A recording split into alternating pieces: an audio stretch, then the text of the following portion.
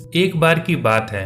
एक गांव में एक बड़ा साहूकार रहता था। साहूकार बहुत पैसे वाला था। आसपास के कई गांव में उसका बड़ा नाम था। लेकिन इस साहूकार को अपने पैसों का, अपने रुतबे का और अपने नाम का बड़ा ही घमंड था। वह अपने नाम को बनाए रखने के लिए बहुत ज़्यादा सोचता था और बिना किसी के भावनाओं की कद्र किए वो सब करता था जो उसे लगता था कि करना चाहिए। साहूकार को कई सालों बाद एक संतान की प्राप्ति हुई थी। साहूकार ने अपने इस खुशी को मनाने के लिए अपने घर पर ही एक बहुत बड़ा कार्यक्रम रखा, जिसमें उसने आसपास के गांव के सभी श्रीमंत लोगों को और सिर्फ ऐसे रिश्तेदारों को जो पैसे वाले थे बुलाया था। पास के ही गांव में साहूकार की खुद की सगी बहन भी रहती थी। क्योंकि इन दिनों उसकी आर्थिक परिस्थिति कुछ अच्छी नहीं थी, इसलिए उसने अपनी बहन को इस कार्यक्रम के लिए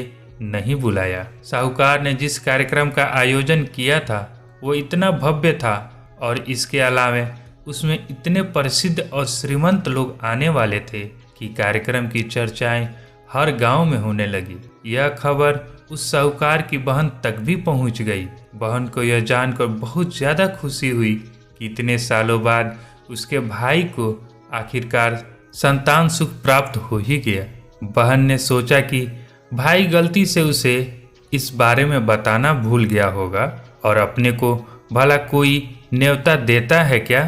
भोली बहन ने अपने भाई के यहाँ उस कार्यक्रम में जाने की तैयारी शुरू कर दी।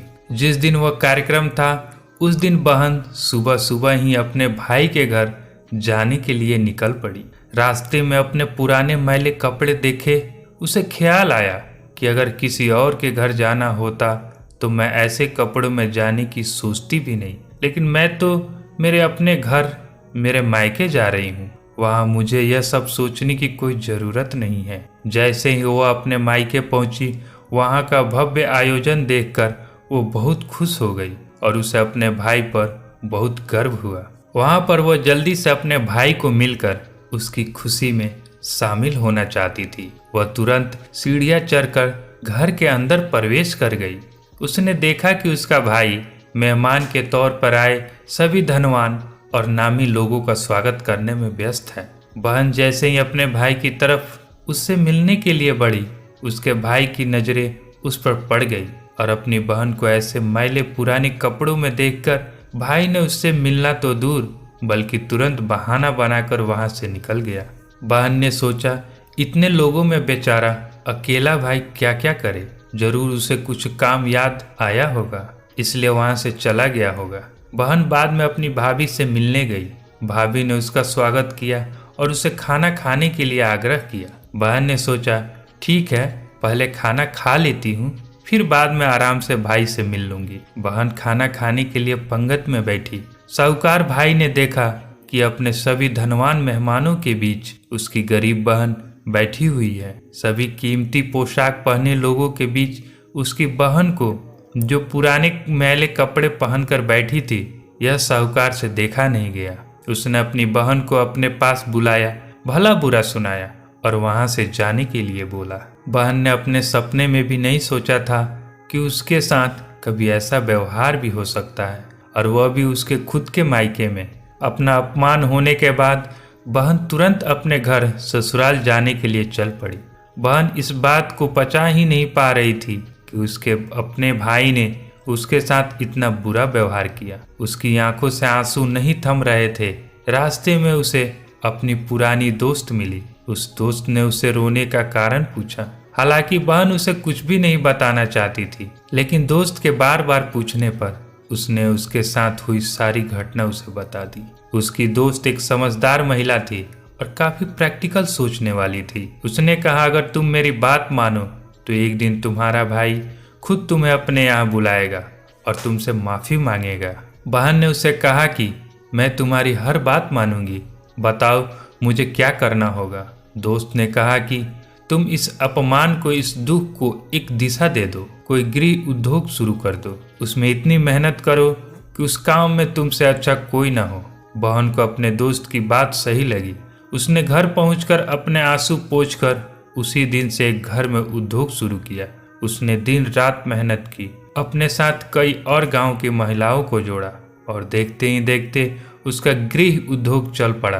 कुछ ही सालों में आसपास के 50 गांव में उसका नाम और रुतबा काफी बढ़ गया और अब वो पैसों के मामले में अपने भाई से भी ज्यादा बड़ी बन गई। भाई को भी जब यह पता चला कि उसकी बहन इतनी श्रीमंत हो गई है तो उसने सोचा कि एक बार उससे मिलकर आया जाए।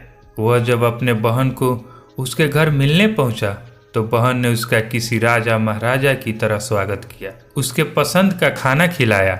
बहन का ऐसा व्यवहार देखकर भाई को अपनी पिछली गलती का एहसास हुआ, इसलिए उसने अपनी बहन को अपने घर होने वाली पूजा के लिए आमंत्रित किया। कुछ ही दिनों बाद बहन अपने भाई के यहाँ उस पूजा के लिए पहुंच गई।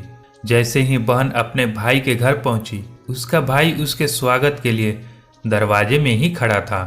बहन अपनी महंगी गाड़ी में आई थी। उसने बहुत कीमती साड़ी और उससे भी ज्यादा कीमती गहने पहन रखे थे। बहन का ऐसा ठाट बाट देखकर सिर्फ भाई नहीं बल्कि उसका पूरा गांव दंग रह गया।